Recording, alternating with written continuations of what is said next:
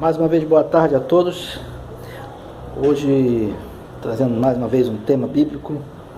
Quero agradecer àqueles que se inscreveram no canal, que têm compartilhado, assistido os vídeos.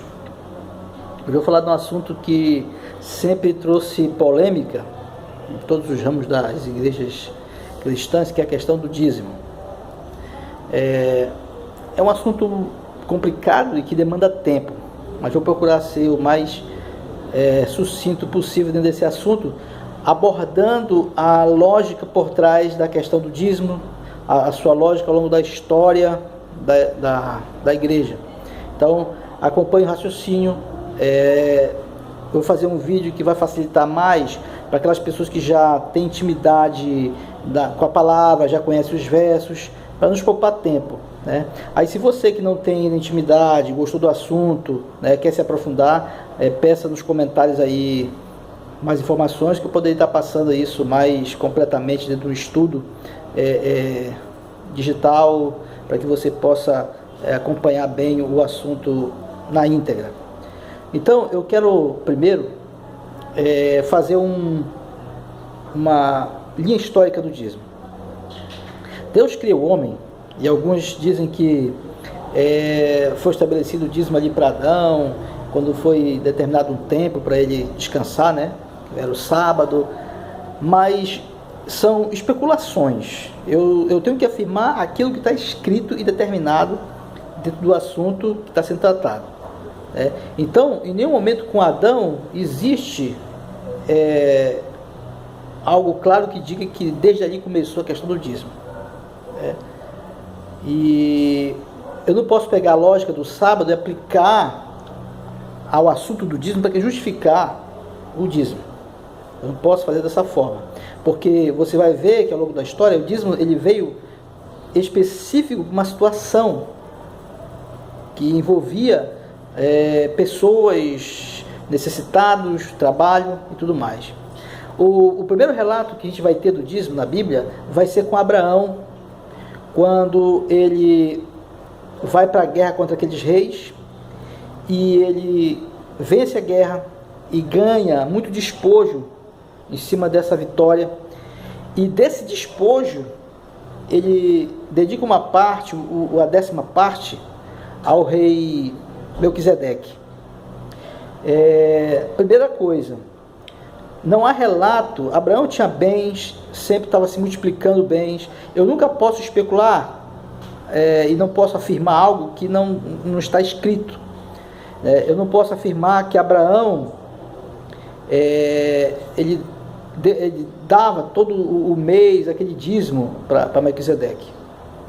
Também, lógico, não posso dizer que não poderia ser, mas o interessante é que Abraão ele dá o dízimo do que ele ganhou do despojo de guerra, os 10%. Essa prática do 10% não foi algo inventado ou criado por Deus para aquele sistema. Muitos reis no passado sempre cobraram, né, a parte que era um dever dos súditos ao rei. Então Melquisedeque, por ser rei e sacerdote, ele é reconhecido por Abraão como uma autoridade, tanto sacerdotal quanto monárquica. E aí ele dá os 10% a ele, reconhecendo isso. Ainda nem existiam os levitas. Então o dízimo é dado a Melquisedeque, reconhecendo ele como autoridade monárquica e autoridade eclesiástica. Mais tarde nós vamos encontrar a questão do dízimo com Jacó. Há uma especificidade, algo interessante no contexto de Jacó, é que ele fala do dízimo no contexto de voto. Ele diz assim: olha, se Deus for comigo e me abençoar, e eu voltar, né, em paz para minha terra, tudo que eu ganhar, eu vou dar o dízimo ao Senhor. Não é relatado exatamente para quem é dado esse dízimo de Jacó, e se realmente depois ele devolveu esse dízimo, porque você vê que mais tarde ele encontra o seu irmão e ele manda um presente para ele lá, né? Não sei se para querer justamente justificado que ele tinha feito, né, todo o engano e traição. Mas não diz exatamente para quem Jacó ofereceu esse dízimo. Mas o importante no nosso estudo não é esse detalhe. Nós estamos falando especificamente sobre o dízimo. Primeiro, no caso de Abraão, ele devolve, ele dá aquele dízimo a Melquisedeque, em reconhecimento à bênção que Deus tinha dado para ele da vitória. Jacó também, em reconhecimento a que Deus fez ele ter sucesso na sua empreitada, né? Mas é interessante que Jacó faz em forma de voto. Ele diz assim: olha, se tu me ajudar, eu vou te dar o dízimo daquilo que eu ganhar, né? Se tu não me ajudar, em outras palavras, eu não vou dar, porque, lógico, né, não recebi. Então nós temos esses dois casos aí antes de se falar dos levitas. Não há mais relato sobre dízimo, mas com certeza seria uma prática comum dentro do contexto dos hebreus. Mais tarde, quando Deus institui o povo de Israel como povo, Deus, ele é o rei de Israel. Isso está na Bíblia, várias passagens dizendo que Deus é o rei. E aí, Deus tem o direito dos 10% que todos os reis exigiam. E Deus diz assim: os 10%, o dízimo que é meu, eu dou aos levitas. Veja, ele diz o dízimo que é meu, ele como rei, agora ele dava aos levitas para eles fazerem o trabalho deles no templo. Aí o dízimo passa a ser uma ordenança. Você vê que em Abraão e Jacó não é uma ordenança. Foi aquele momento ali de gratidão, ele deu esse voto. Jacó também, por gratidão, fez um voto e deu o dízimo. Não era uma ordenança, mas agora é estabelecido como uma ordenança, porque Deus é o rei de Israel, né? Ele disse para Samuel: olha, se vocês, quando eles queriam um rei, e Deus falou para eles: olha, vocês vão instituir um rei, agora o dízimo vai ser dado para ele, né? Então, eu não posso dizer que havia o dízimo do levita, o dízimo de Deus e o dízimo do rei de Israel, né? O dízimo sempre foi só um, porque o dízimo era, como nós vimos, em reconhecimento a uma autoridade monarca ou eclesiástica. Agora, com o rei de Israel, o dízimo é passado para ele, né? E possivelmente era repassado para os sacerdotes, ou os sacerdotes recolhiam, mas era passado para o rei. Havia um sistema, né? Meio que de forma de tributo, em que o dízimo era repassado e o rei recebia esse dízimo, porque está lá, né? Samuel diz que Deus falou para ele que o dízimo ia ser para o rei. Essas passagens eu vou estar colocando nos comentários aí.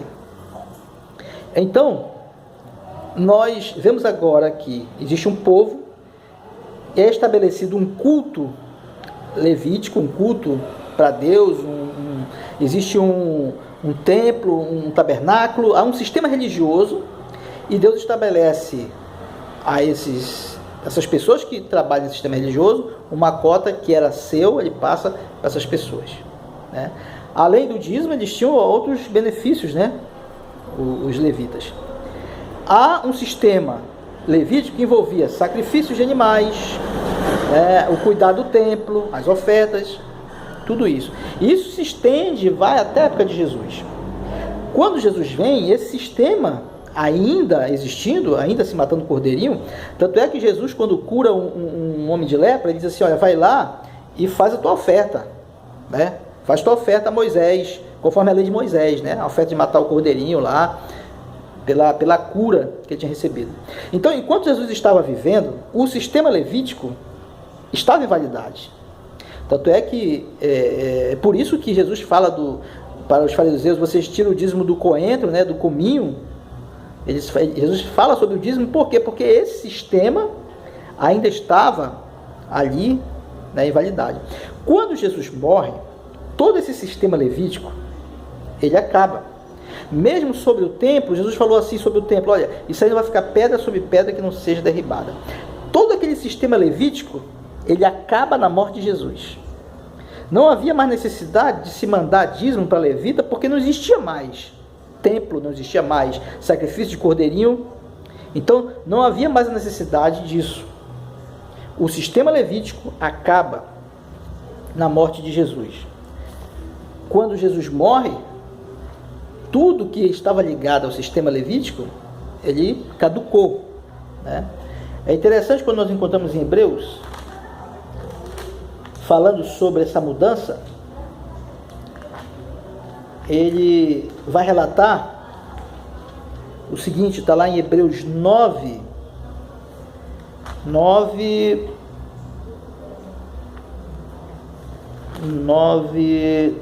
na verdade 7, 7, vai de 4, né? Vai do versículo 4 em diante. Eu vou ler para você aqui, porque esse aqui é muito interessante, é um cerne dessa mudança, você tem que entender essa mudança aqui. Hebreus capítulo 7. Considerai, portanto, como era grande esse homem, a quem até mesmo o patriarca Abraão entregou todo o dízimo do despojo. Ora, os que dentre os filhos de Levi receberam o sacerdócio, têm o mandamento de recolher, de acordo com a lei, os dízimos do povo, isto é, dos seus irmãos, ainda que tenham todos estes descendentes de Abraão.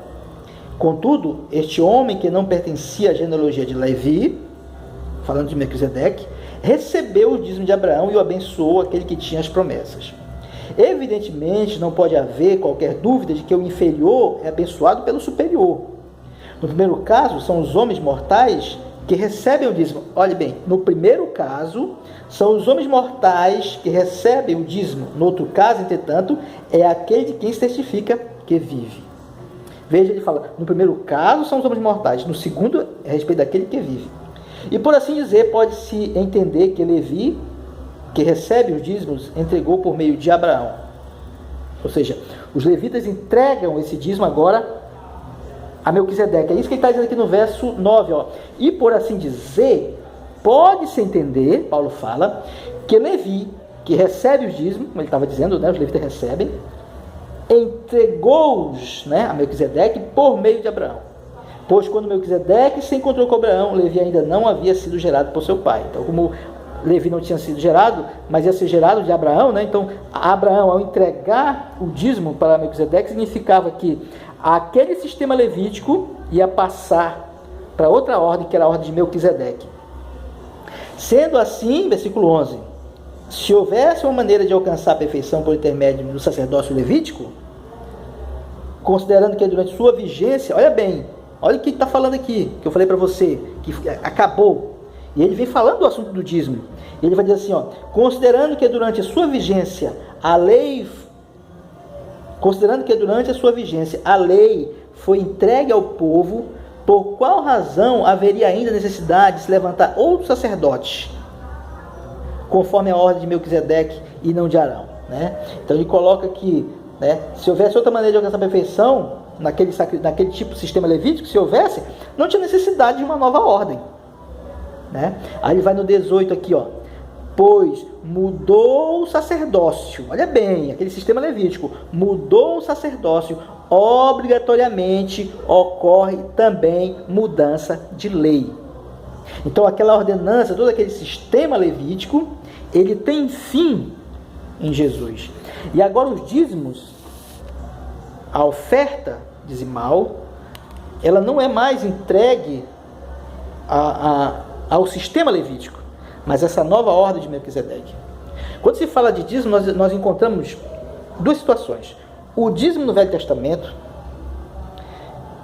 e o novo sistema em Melquisedeque no Novo Testamento.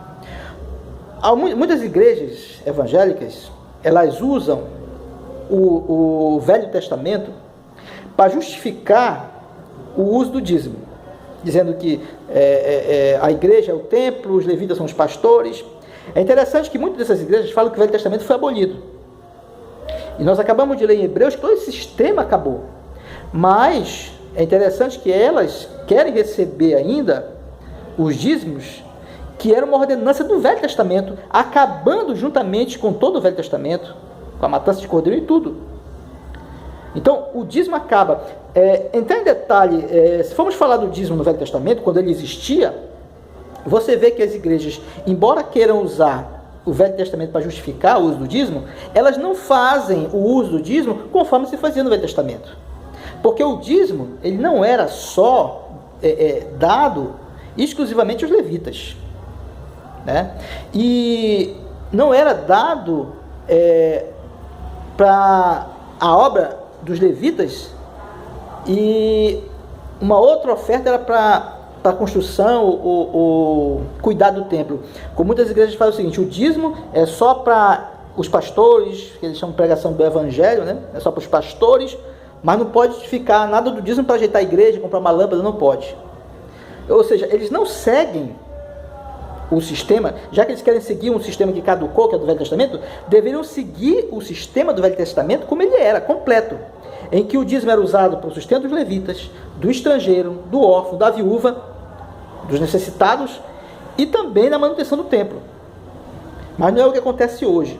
Algumas igrejas falam que não, aquele dízimo lá de Deuteronômio 26 era um segundo dízimo. Primeiro que nós não podemos afirmar algo que a Bíblia não está dizendo que é um segundo dízimo. Há várias passagens na Bíblia que elas são complementos. Você encontra muito em Crônicas, no Novo Testamento, nos Evangelhos, que um apóstolo fala uma coisa que você vai entender quando você lê o outro, que o outro complementa aquilo que estava faltando, né? Quando ele fala que o dízimo ali era separado para o órfão, para a viúva, ele está dando uma informação que não é dada no primeiro momento quando ele fala do dízimo para os levitas. Tanto que é assim, que nessa mesma passagem de Deuteronômio 26, os levitas também usufruem desse dízimo. Quer dizer, eu digo que era um segundo dízimo, mas os levitas também recebem esse segundo dízimo, porque aí ficaria meio contraditório. Quer dizer, os levitas já recebem um primeiro dízimo, e do segundo também eles recebem, né? Então, se eles querem seguir assim, devia ter nas igrejas também o segundo dízimo, para ajudar os necessitados. Então você vê que eles pegam aquilo do Velho Testamento que interessa para eles e criam uma forma de legalismo que protege esses interesses, né? Então aquilo do Velho Testamento que me serve para proteger essa ideia em que eu estou usufruindo, eu pego apenas aquelas coisas que me servem. E aquilo que não me serve, eu crio essas teorias, né? É um segundo dízimo, não, é dessa forma. E aí eu vou ludibriando as pessoas numa ideia de que o pastor era o levita do passado, quando esse sistema levítico acaba, né? Então, falamos do Velho Testamento, quando o dízimo existia, é uma coisa, né? Então, alguns pegam as passagens do Velho Testamento, pegam lá de Malaquias, para falar do dízimo, mas eu estou pegando uma passagem quando o dízimo, o sistema levítico, estava em validade. Agora em Hebreus, ele diz que acabou esse sistema. Acabou o sistema levítico. Não existia mais templo, não existia mais tabernáculo, não existia mais matar cordeirinho. Então, o sistema todo acaba, o sistema levítico. Então, eu não posso usar isso para justificar o dízimo hoje, né? E isso é até meio que hipócrita, eu dizer que o Velho Testamento foi abolido isso e aquilo, mas o dízimo não. Quando que o dízimo é uma ordenança que estava incluída justamente com o sistema levítico, né? Quando você usa aquela passagem de Malaquias, roubará o homem a Deus, olha aí, vocês estão roubando, mais uma vez dizendo, olhando pelo contexto quando estava valendo o dízimo. Mas essa passagem de Malaquias, ela tem uma peculiaridade que poucas pessoas se atentaram. De Malaquias, a partir do capítulo 2, você vai entender que essas palavras, roubarás o homem a Deus, não era para o povo, era para os sacerdotes. Não era o povo que estava roubando a Deus. É claro que você vai encontrar algumas Bíblias dizendo assim, dando a entender que é o povo. Mas se você pega, por exemplo, uma Bíblia na linguagem de hoje, lá diz claramente que por conta dos sacerdotes, dos líderes estarem roubando a Deus, o povo também se tornava culpado. Mas não era o povo que estava roubando, sim os líderes. E isso que é dito, roubar o homem a Deus, é dito para os sacerdotes. Por que é dito para os sacerdotes? Porque você vê lá que em nenhum momento ele fala que os levitas estavam sem o direito deles, em Malaquias, né? O conselho está dizendo assim, roubarão o homem a Deus. Quem estava roubando? Não era o povo, era o próprio sacerdote. Por quê? Se você for ler na Bíblia, o sistema levítico era o seguinte, os levitas recolhiam os dízimos, e esses dízimos recolhidos eram apresentados aos sacerdotes, porque nem todo levita era sacerdote, você sabe disso. E eram os sacerdotes que ficavam responsáveis na administração desse dízimo, né? Então, tanto é que dos levitas ainda tinha o dízimo do dízimo, que o levita recebia, ainda dava o dízimo para esses sacerdotes. Então, era o sacerdote que era responsável pela administração desse dízimo. Então, esse dízimo estaria chegando aos sacerdotes, estava chegando aos levitas, mas não estava chegando aos necessitados, às viúvas e órfãos, que também tinham o direito, né, dessa ajuda que era feita do dízimo. Você vê lá em Malaquias, capítulo 3, Antes de falar roubar o homem a Deus, ele diz aqui assim, no capítulo 3, versículo 5, ele fala: eis que virei a vós outros trazendo juízo, muito em breve haverei de testemunhar contra os feiticeiros, contra os adúlteros, contra os que mentem e juram falsamente, contra todos os quantos exploram os trabalhadores em seus salários, que oprimem o órfão e as viúvas e privam o estrangeiro dos seus direitos. Mas que direito era que o estrangeiro tinha? Qual era o direito que o estrangeiro tinha? Você vai encontrar o direito do estrangeiro lá em Deuteronômio, 26, 12 a 13, em que ele diz que o dízimo era tirado para ajudar, para alimentar o estrangeiro, o órfão, a viúva. Então, usar Malaquias para justificar algo que caducou não serve. Mas o que é interessante é o seguinte: quando ele fala assim, roubará o homem a Deus, olha que pergunta. Só para esclarecimento, existe uma diferença entre furto e roubo. O furto, ele é uma ação em que a pessoa ela não presencia a retirada do objeto. Esse é o furto. Já o roubo, na maioria das vezes, ela é uma ação que é feita através de atos de violência, em que a pessoa vê o seu agressor e é tomado dela algo à força. Então a pergunta é retórica: roubará o homem a Deus? É impossível o homem roubar a Deus. E eles perguntam a Deus: em que te roubamos? Quer dizer que eles sabem, eles entendem isso. É impossível roubar a Deus. Como assim nós estamos te roubando? É impossível roubar a Deus. E quando Deus fala nos dízimos das ofertas, justamente porque não estava chegando nas pessoas que precisavam desse alento, os órfãos, as viúvas e os necessitados. Tanto é que Jesus, que agora faz parte da ordem de Melquisedeque, ele é o sacerdócio em Melquisedeque, ele diz assim: quando vocês fizerem a um desses pequeninos, a mim o fizeste. Ou seja, se você quer dar agora o seu dízimo diretamente a Deus, a Melquisedeque, é ajudar os pequenos, porque ele fala que quando você ajuda os pequenos, você fez a mim. Não existe mais intermediário entre a sua ação de bondade. Você quer tirar uma parte do seu bem para ajudar, para dar para Deus, faça isso aos necessitados, porque isso é o entendimento bíblico. Jesus falou: quando você faz a um desses pequeninos, a mim o fizeste. A passagem no Velho Testamento, muitas passagens em Provérbios, que fala: quem ajuda o pobre empresta a Deus. Então, agora, na nova ordem de Melquisedeque, que ele fala que agora, que a gente viu em Hebreus, releia em Hebreus essa passagem lá, capítulo 7, leia, mas leia com atenção e releia, até você perceber e entender. Porque a gente passa muito tempo numa doutrina religiosa e a gente não consegue ver as coisas que estão ao nosso redor, porque a gente foi treinado, condicionado a ver dessa forma. E aí parece assim, não, e você não consegue ver. Teve um momento que Jesus censurou os fariseus pelas suas tradições. Jesus falando sobre o mandamento das tradições, ele falou o seguinte: olha, o mandamento diz: honra teu pai e tua mãe.